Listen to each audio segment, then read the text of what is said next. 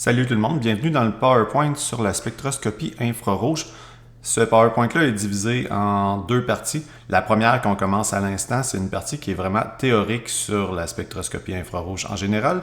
La deuxième est une partie plus pratique qui montre comment on fait pour analyser les spectres infrarouges. Avant même de rentrer dans l'analyse des spectres infrarouges et leur théorie, il faut juste faire un rappel sur le spectre électromagnétique en général. Donc, le spectre électromagnétique qui est ici. Vous avez le visible qui a été dessiné au milieu. Et là, de chaque côté, il y a les ultraviolets et les infrarouges. Vous avez vu à un moment donné dans votre vie que l'énergie est proportionnelle à la fréquence, ce qui fait en sorte que les ultraviolets possèdent plus d'énergie que le visible, puis à l'opposé, les infrarouges possèdent moins d'énergie que le visible. Quelque part dans un de vos cours passés, vous avez fait de la spectroscopie UV visible, qui s'occupait des deux sections du spectre électromagnétique, ultraviolet et visible. C'était de la spectroscopie qui impliquait des déplacements des électrons entre les niveaux d'énergie. Donc là, vous avez probablement déjà vu un genre de graphique comme ça où on avait un électron sur le niveau 1 d'un atome d'hydrogène, par exemple, et là, on lui donnait de l'énergie et il y allait monter de niveau. Là, si on voulait qu'il monte de niveau en absorbant un photon de lumière, il fallait que ce photon de lumière-là possède exactement la bonne énergie qui est celle qu'on trouve entre les niveaux 1 et 3. Et là, ça donne que quand on parle de niveau électronique, parce que ça, c'est un électron qui change de niveau, les types de lumière qui ont exactement la bonne énergie, ça donne à être le visible et l'ultraviolet. Si on avait éclairé un électron avec des infrarouges, ça n'aurait même pas eu assez d'énergie pour le faire passer du niveau 1 au niveau 2. Donc, il aurait arrêté comme à 1,5, mais comme c'est interdit d'aller là, les rayons infrarouges sont simplement pas absorbés par les électrons dans le contexte de la spectroscopie UV visible. Pour bien comprendre c'est quoi que les rayons infrarouges viennent faire dans l'histoire de niveau d'énergie, il faut d'abord s'intéresser à un truc qui est la vibration des molécules. Donc, c'est un fait que toutes les liaisons entre les atomes vont vibrer. Si on s'intéresse à la vibration comme la plus simple qu'il y a, donc ça serait la vibration entre deux atomes qui sont comme deux masses en rond rouge. Et là, c'est vraiment comme un ressort, exactement comme vous avez vu là, dans les cours de physique. C'est-à-dire que les deux atomes peuvent se rapprocher et ensuite s'éloigner un peu et s'éloigner davantage. Et à un moment donné, ils deviennent trop loin, ils vont ralentir leur éloignement et repartir à se rapprocher pour atteindre leur distance minimale et recommencer. Donc, c'est vraiment deux boules qui s'approchent et qui s'éloignent en alternance. C'est possible de faire un graphique, qui est le graphique qui est là, qui montre l'énergie du système selon la distance entre les deux boules. Donc, on a mis arbitrairement là, le 0 comme étant l'énergie qui correspond aux deux atomes, donc aux deux boules, quand ils sont très, très, très éloignés. Donc, il n'y a pas d'interaction entre les deux. Et là, si on part de la droite du graphique puis qu'on s'en va vers la gauche, ce qu'on voit, c'est qu'à mesure que la distance entre les noyaux diminue, l'énergie elle devient de plus en plus basse. Donc ça veut dire que c'est plus stable. Et là, à un moment donné, on atteint un minimum d'énergie. Cette distance-là, qui correspond au minimum d'énergie, c'est ce qu'on appelle la longueur de liaison. Et là, si on continue d'approcher les deux atomes, là, l'énergie elle devient très, très haute, c'est-à-dire que ça devient vraiment instable, ultimement parce qu'on est rendu qu'on approche deux noyaux positifs les uns des autres, et ça, les deux se repoussent. La nature, elle n'aime pas ça. Et c'est un peu de là que provient la définition de la longueur de liaison. Et aussi, si on a une certaine liaison et là qu'on lui donne plein d'énergie, donc l'énergie qui correspond à la position de mon pointeur jusqu'à 0, eh bien ça va correspondre à l'énergie de la liaison. Donc, si on fournit cette énergie-là à la liaison, elle va simplement briser. Ce graphique-là est quand même informatif, mais il ne dit pas tout. Le véritable graphique est quand même un peu plus complexe. Donc, le vrai graphique ressemble à ça. Évidemment, pour les besoins de notre cours, ça ne sera pas important de s'intéresser à l'unité de l'axe vertical. Donc, gardez en tête que c'est simplement l'énergie. Et pour l'unité de l'axe horizontal, c'est la distance entre les deux noyaux. C'est mesuré en Armstrong. Donc, un Armstrong, c'est 1 fois 10 à la moins 10 mètres. Mais encore là, ça n'a pas vraiment d'importance pour qu'est-ce qu'on veut expliquer aujourd'hui. Et là, si vous remarquez, le graphique a la même forme que tantôt, mais il y a des lignes horizontales dedans. Ces lignes-là correspondent à quelque chose qui est vraiment important pour la spectroscopie infrarouge. C'est ce qu'on appelle des niveaux vibrationnels. Et là, il y en a tout plein. Donc là, j'ai mon petit point rouge sur le premier niveau vibrationnel. Là, il y a le deuxième. Ça, c'est le troisième. Et ainsi de suite. Et là, comme vous voyez, il y en a vraiment un très grand nombre. De la même façon que les électrons avaient le droit d'être dans une certaine orbitale, une certaine autre, mais pas entre les deux. Donc, les électrons pouvaient être au niveau 1, au niveau 2, mais ils ne pouvaient pas être au niveau 1,5. Les niveaux vibrationnels, même s'ils n'impliquent pas d'électrons, ils représentent en fait des intensités de vibration. Les liaisons ne peuvent pas vibrer n'importe comment. Pour l'exemple que j'ai ici, j'aurais une intensité de vibration qui correspond à ces deux longueurs-là. Donc, les deux atomes pourraient s'éloigner jusqu'à environ 0,9 Armstrong. Et là, quand ils se rapprochent, comme un petit ressort qui oscille, il irait un petit peu en haut de 0,6 Armstrong. Et là, ils se rééloignent et là, la distance devient plus grande. Donc, ils vibrent, mais ils vibrent en demeurant proches de leur point d'équilibre. Et là, si je donne un petit peu d'énergie à la liaison, je pourrais la faire vibrer plus fort. Donc là, elle pourrait vibrer sur ce niveau-là qui est ici. Donc là, comparativement à tantôt, là, elle devient un petit peu plus longue et là, elle devient aussi un petit peu plus courte. Donc, elle vibre, mais avec une plus grande amplitude.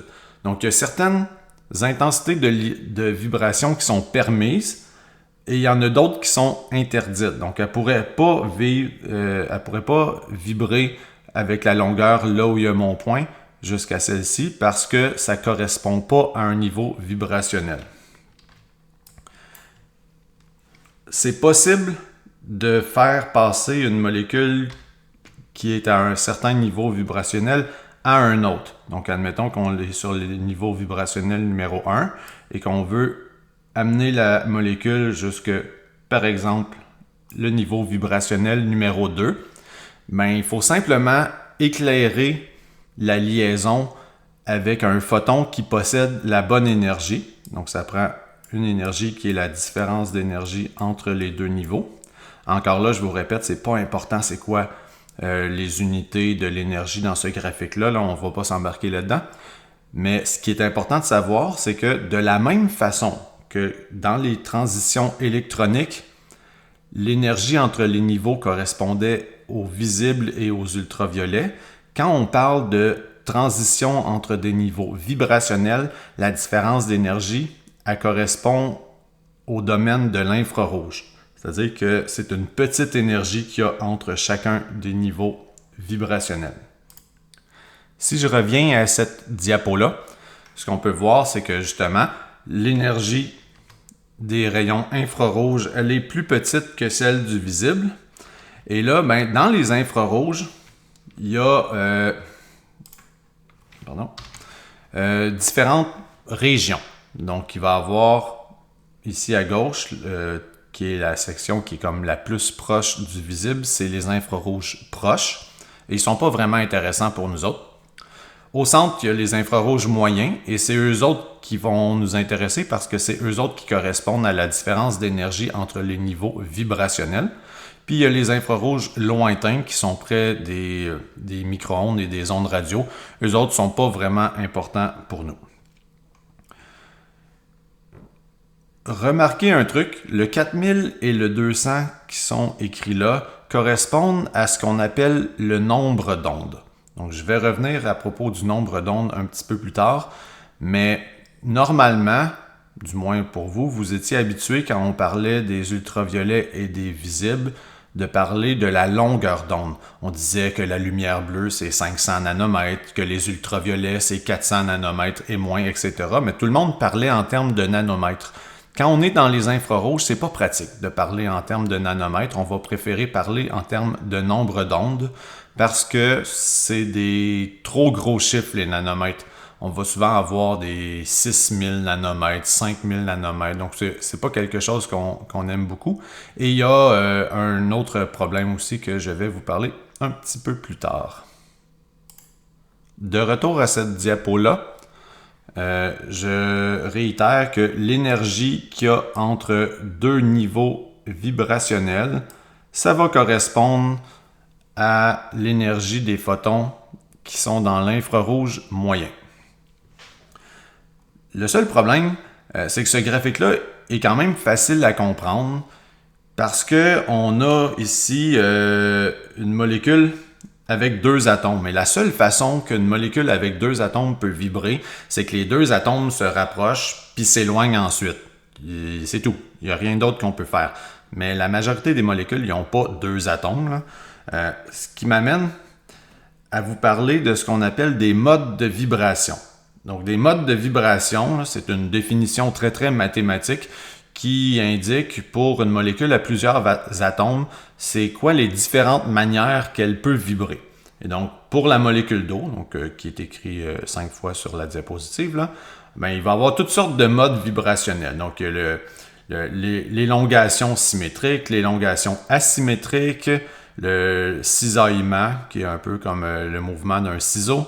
Et là, les deux graphiques en bas ne sont pas vraiment très, très représentatifs, là. C'est une autre manière de faire une élongation. Imaginez que celui-là s'approche de vous alors que l'autre s'éloigne. Donc, ça donne une genre de torsion. Et le suivant, qui possède le même titre, mais qui n'est pas la même chose, c'est que les deux atomes d'hydrogène s'éloignent en même temps pendant que l'atome d'oxygène demeure à la même place. Et ensuite, ils se rapprochent. Donc, c'est un genre de mouvement, un peu comme les gens qui font la vague au forum, là. C'est pas important de connaître tous les modes de vibration de la molécule d'eau. Ce qu'il faut comprendre, c'est que chacun de ces modes de vibration-là, c'est une façon de vibrer et que la molécule d'eau vibre de toutes les façons qu'elle peut le faire en même temps. Ce qui lui donne, pour un observateur extérieur, un mouvement qui a l'air plutôt aléatoire, là.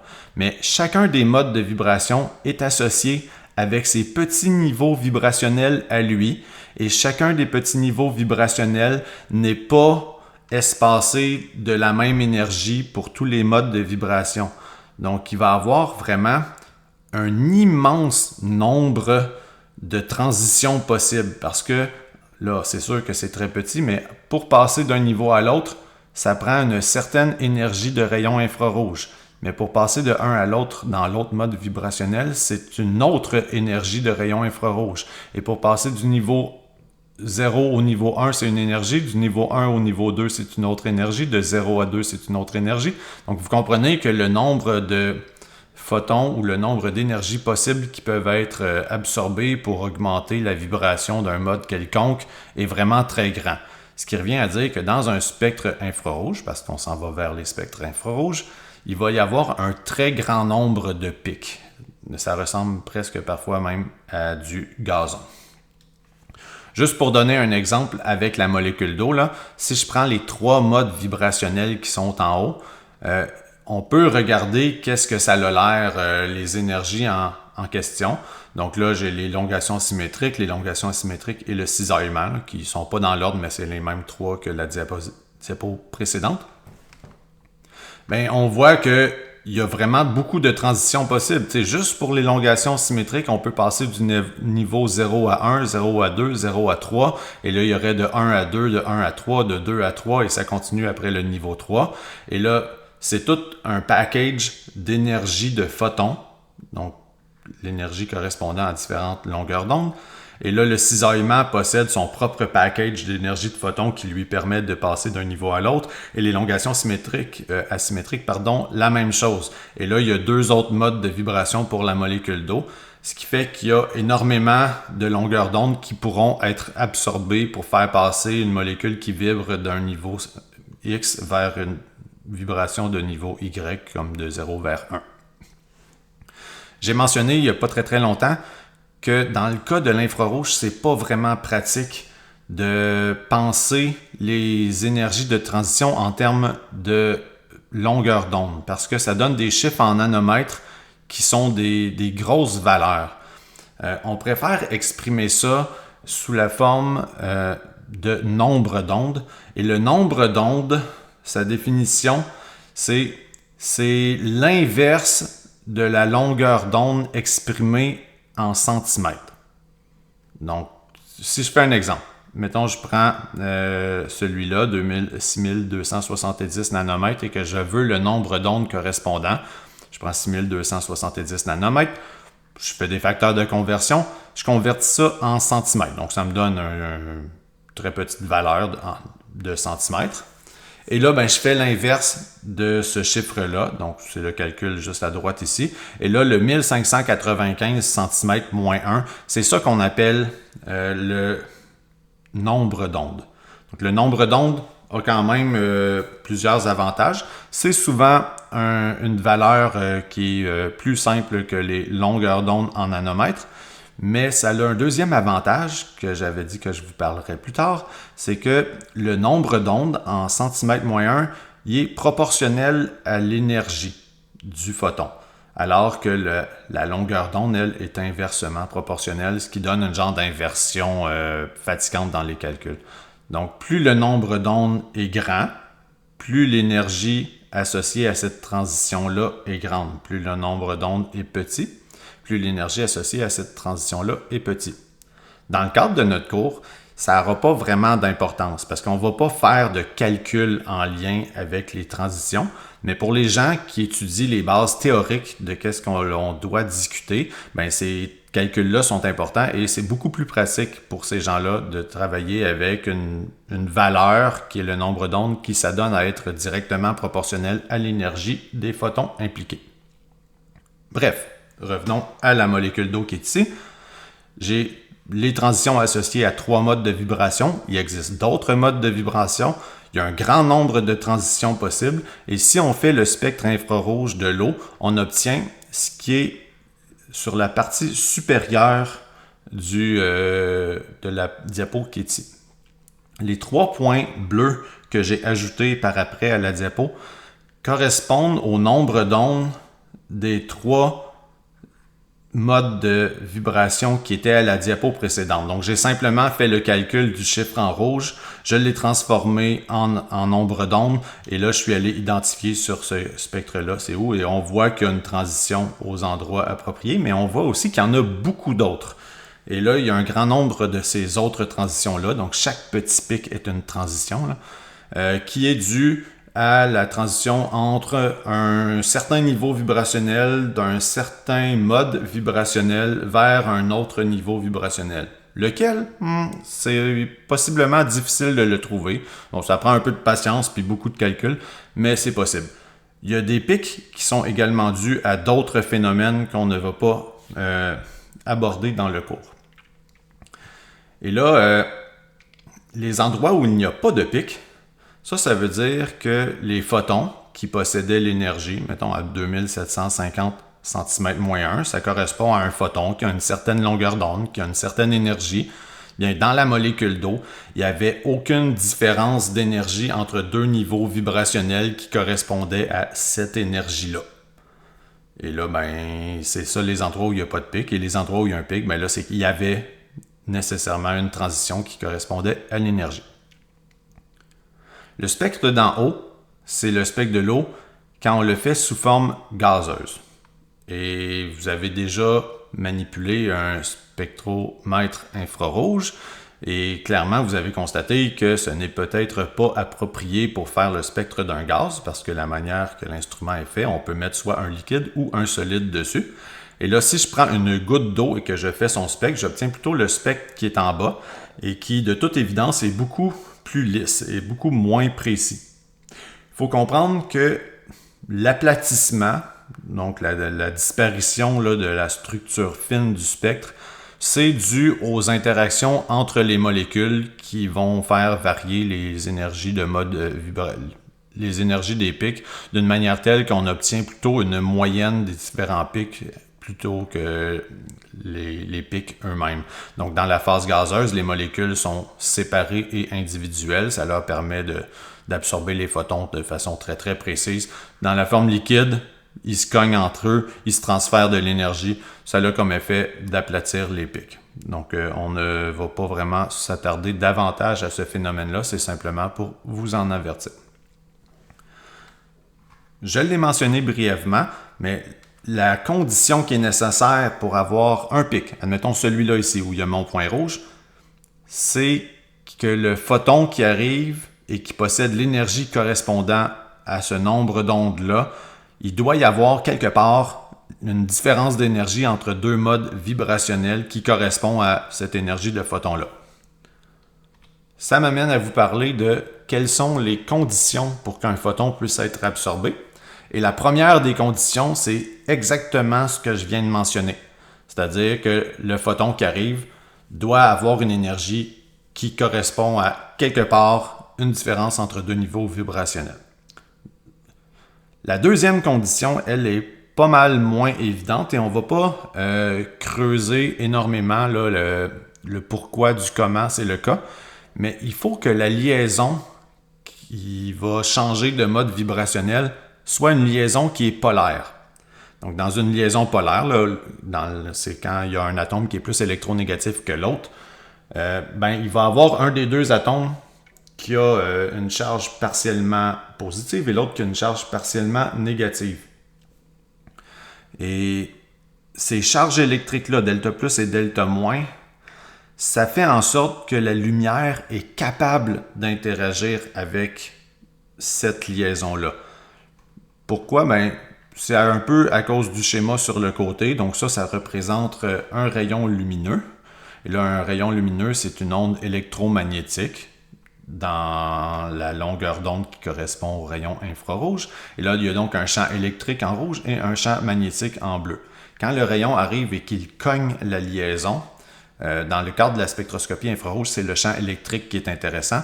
Et là, il faut que la liaison possède des charges électriques pour qu'elle soit capable d'interagir avec le champ électrique. Et si la liaison est non polaire, comme par exemple une liaison entre deux atomes identiques, eh bien là, elle ne sera pas capable de réagir avec le champ électrique parce qu'il n'y a pas de delta plus et il n'y a pas de delta moins. Et là, le photon qui va arriver, même s'il y a la bonne énergie, il ne sera pas capable de voir la liaison, il va simplement passer tout droit. Et c'est tout. Ça prend donc les deux. Il faut que le photon arrive avec la bonne énergie.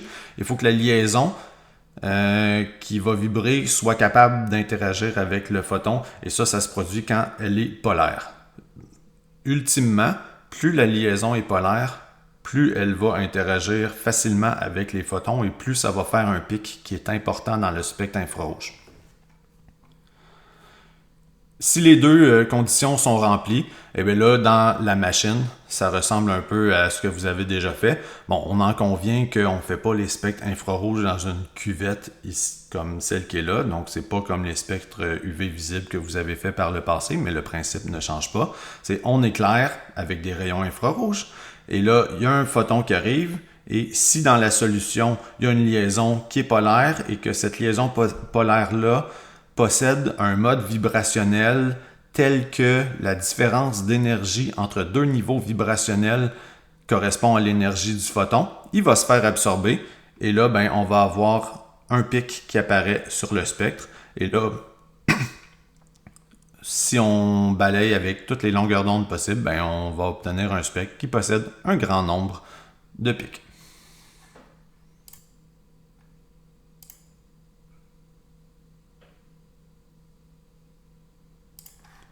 Si on regarde le petit schéma qui est fait ici, il y a un détail qui peut sembler anodin, mais qui est relativement important.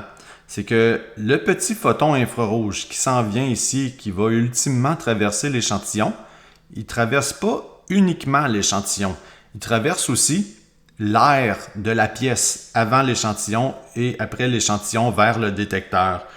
Et dans l'air de la pièce, évidemment, il y a de l'oxygène, il y a de l'azote, Mais l'oxygène O2 et l'azote N2, c'est des liaisons qui sont non polaires. Donc l'oxygène de la pièce il est invisible en infrarouge à cause qu'il ne respecte pas la condition numéro 2. Et l'azote, même chose, il est invisible en infrarouge. Par contre, dans l'air, il y a d'autres choses. Il y a aussi des molécules d'eau. Il y a aussi du CO2 et il peut y avoir d'autres gaz qui sont souvent des polluants. Ce qui fait en sorte que quand on fait le spectre de l'air, donc avec aucun échantillon, on obtient ça. Ce spectre-là, c'est quoi qu'on voit dedans? C'est le spectre ultimement du gaz carbonique CO2 qui contient des liaisons polaires, parce que la liaison C double lien O, c'est une liaison polaire. Et c'est aussi le spectre de l'eau, parce que toutes les liaisons OH sont des liaisons polaires. Donc, si vous retournez voir le diapo précédent, vous allez remarquer que la section qui est ici, où il y a plein de pics, et la section qui est plus à droite avec plein de pics également, c'est les pics qui sont au même endroit que le spectre de l'eau en phase gazeuse que j'avais montré précédemment. Le gros pic au centre, c'est celui qui correspond au gaz carbonique. Donc, le gaz carbonique, étant donné que c'est une molécule linéaire, ne fait pas un grand nombre de pics, mais il en fait un qui est très, très facile à voir. Si on faisait nos spectres infrarouges sans rien faire de spécial, le spectre de l'air serait toujours additionné par-dessus le spectre de la molécule qui nous intéresse. Et ça, c'est pas vraiment souhaitable parce que il y a déjà beaucoup de pics dans un spectre infrarouge. S'il faut qu'on rajoute tout ça au complet par-dessus les pics qui sont ceux de la molécule qu'on veut analyser, le spectre va rapidement devenir complètement impossible à interpréter. Heureusement, il y a un truc contre ce problème-là, c'est quand on veut faire un spectre infrarouge, et vous l'avez fait vous-même, on commence d'abord par faire le background. Donc, quand on dit qu'on fait le background, donc l'arrière-plan, c'est que la machine fait un spectre de l'air de la pièce. Et là, elle obtient ce spectre-là. Mais elle ne l'affiche pas, elle le garde seulement dans sa mémoire interne d'ordinateur. Et ensuite, vous mettez l'échantillon sur l'appareil et là, vous faites un spectre de votre échantillon. En réalité, vous allez faire un spectre de l'échantillon plus de l'air.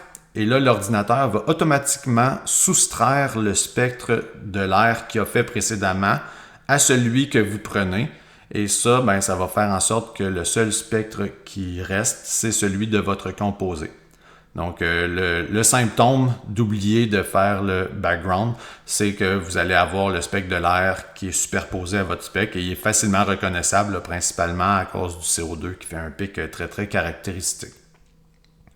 Ça peut amener d'autres problèmes. Si vous faites le spectre du background et que là, le diamant de l'appareil n'est pas propre, c'est-à-dire qu'il contient déjà votre composé, la machine n'est pas si intelligente que ça. Elle va prendre le spectre de votre composé qui est malencontreusement déjà sur l'appareil, elle va le mémoriser et là, vous allez faire le spectre de votre composé. Et puis, l'appareil va prendre le spectre de votre composé, va soustraire le spectre de votre composé et il ne va rien rester. Donc, quand vous avez une ligne de base comme spectre, puis que là, les valeurs sont très petites, puis qu'on ne voit rien, c'est généralement symptôme du fait que vous avez fait le background et que le diamant n'était pas propre. Par contre, faire le spectre de l'air peut être utile dans certaines situations.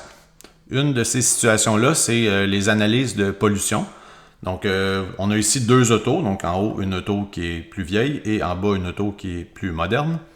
Et là, si on fait le spectre du gaz d'échappement qui sort à l'arrière des automobiles, ce qu'on va voir, c'est que les vieux moteurs qui n'étaient pas équipés de convertisseurs catalytiques, ils garochaient vraiment plein de choses dans l'atmosphère. Donc, évidemment, le produit de la réaction de combustion, c'est du CO2 et de l'eau. Donc, ça, c'est normal qu'il soit là. Mais C2H2, c'est de l'acétylène. C2H4, c'est de l'éthylène. Il y a ici du monoxyde de carbone, qui est un gaz extrêmement toxique. Et il y a d'autres pics qui sont dus à l'acétylène et l'éthylène encore, qui sont des produits de combustion incomplète. Garrocher ça dans les rues, si on multiplie le tout par le grand nombre d'automobiles, ça devient des polluants qui sont néfastes pour la santé. Et là, si on va dans une auto plus moderne, là, les ingénieurs qui fabriquent les moteurs et la mécanique de l'auto ont rajouté notamment un convertisseur catalytique qui a été aussi couplé à une meilleure gestion de l'entrée d'oxygène et de l'entrée d'essence. Et là, ça fait que les gaz d'échappement d'une auto qui sont plus modernes vont ressembler à ceci sous leur forme de spectre infrarouge. C'est-à-dire qu'il y a de l'eau et du CO2 qui sont les produits de combustion. Bon, le CO2 est quand même un problème parce que c'est le gaz qui est responsable de l'effet de serre, mais au moins, il n'y a plus des polluants dus à la combustion incomplète. Avant de poursuivre d'un point de vue environnemental, je veux juste attirer votre attention sur quelque chose de relativement important. On le voit sur le spectre ici. C'est les axes horizontal et vertical du spectre. Donc, l'axe horizontal va être exprimé en cm-1. C'est le nombre d'ondes.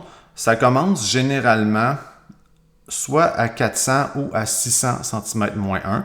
Les appareils qu'on a au collège commencent à 600 cm-1 et ça va se rendre jusqu'à 4000 cm-1, qui est la limite supérieure qu'on rencontre pas mal partout. L'axe vertical a deux possibilités. Il peut être comme sur l'image ici en absorbance, c'est-à-dire s'il y a zéro d'absorbance, c'est qu'aucun photon n'a été absorbé. Et si l'absorbance est grande, bien là, il y a beaucoup de photons qui se sont fait absorber par la molécule, c'est-à-dire qui ont été utilisés là, pour faire changer un mode de vibration. L'autre possibilité, c'est d'avoir un axe vertical en transmittance. Donc, visuellement, l'effet que ça a, c'est que les pics partent d'en haut et s'en vont en bas. Donc, c'est comme si on faisait une image miroir verticale du spectre. Et là, au lieu d'avoir du gazon, on a des stalactites. Généralement, c'est en transmittance qu'on va avoir nos spectres. Du moins, au collège, ça va pas mal toujours être ça. Ce qui fait que l'unité d'absorbance qui est sur le spectre que vous voyez à l'écran présentement est plutôt non conventionnelle. Si je reviens à cette diapo-là, qui était au tout début du diaporama, je reviens ici pour vous montrer les valeurs qui étaient là. Donc, on avait dit que les spectres infrarouges, les longueurs d'onde qui sont intéressantes, c'est celles qui correspondent à l'infrarouge moyen. On peut avoir la longueur d'onde, donc ça c'est la longueur d'onde en mètres ou en nanomètres, mais ce n'est pas des valeurs qui sont très intéressantes. Par contre, le 4000 et le 200 ici, c'est les valeurs en centimètres-1. Donc, le 4000, c'est la limite supérieure qui est assez universelle. Le 200 serait la limite inférieure comme ultime des infrarouges moyens, mais comme je viens de le mentionner, pour les spectres infrarouges, les appareils vont souvent se rendre à 4 ou 600 cm-1. Entre ces deux valeurs-là, il y a deux régions qu'on pourrait appeler comme étant l'empreinte digitale, qui se rend environ jusqu'au milieu. Donc, c'est pas très clair, là, c'est quoi la limite entre les deux régions.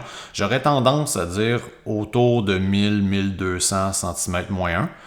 Et sur la partie de gauche, donc c'est les grandes valeurs de nombre d'ondes, là, entre environ 1000-1200 jusqu'à 4000. Ça va être, ils appellent ça en anglais le group frequency. Donc, ça n'a pas de traduction française vraiment, mais ça va être les transitions qui correspondent au groupement fonctionnel. Et ça, c'est quelque chose d'extrêmement important parce que vous connaissez les groupements fonctionnels. C'est des motifs d'atomes qui se répètent fréquemment dans la nature.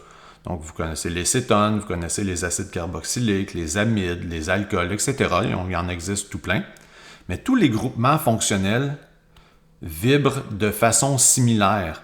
Ils vont donc faire des pics dans la zone des fréquences de groupement qui permettent d'identifier la présence ou l'absence des groupements fonctionnels. Et c'est ça l'utilité de la spectroscopie infrarouge, ça permet de détecter les groupements fonctionnels. Et là, il y a toute une science qui nous montre comment analyser les pics pour en arriver à ça. Avant de poursuivre avec l'effet de serre, juste mentionner la partie inférieure de ce graphique-là ne sera pas importante pour nous autres, donc vous pouvez simplement l'ignorer. On revient à cette diapo-là avec les autos. J'ai mentionné avant d'aller faire un petit tour au début du PowerPoint que la combustion de l'essence, même dans une voiture moderne, produit nécessairement du CO2 et de l'eau, parce que c'est l'équation chimique de combustion de l'octane et des hydrocarbures, mais que le CO2, c'est un gaz qui absorbe en infrarouge et qui peut causer de l'effet de serre. Eh bien, justement, c'est exactement ça, l'explication de l'effet de serre. Donc, juste faire une parenthèse environnementale sur le lien entre les infrarouges et l'effet de serre. Donc, vous avez la planète Terre, et là, il y a le Soleil qui émet toutes les longueurs d'onde, principalement des rayons ultraviolets et de la lumière visible. Un petit peu des autres, mais surtout UV et visible. Donc, le Soleil, vous le savez, il éclaire le sol. Et là, le sol, il reçoit ces rayons-là et il se réchauffe. Et les objets qui sont chauds, n'importe quel objet chaud, va émettre un rayonnement. On appelle ça le rayonnement du quart noir. C'est un peu ironique parce que le quart noir n'est absolument pas nécessairement noir. On l'appelle comme ça pour le distinguer d'un quart qui serait lumineux en raison d'un autre phénomène, comme de la fluorescence ou de la phosphorescence. Donc, un rayonnement du quart noir, c'est simplement un objet non fluorescent et non phosphorescent qui émet des rayons infrarouges à cause qu'il possède une température non nulle. C'est juste ça, un quart noir. Il n'est pas noir.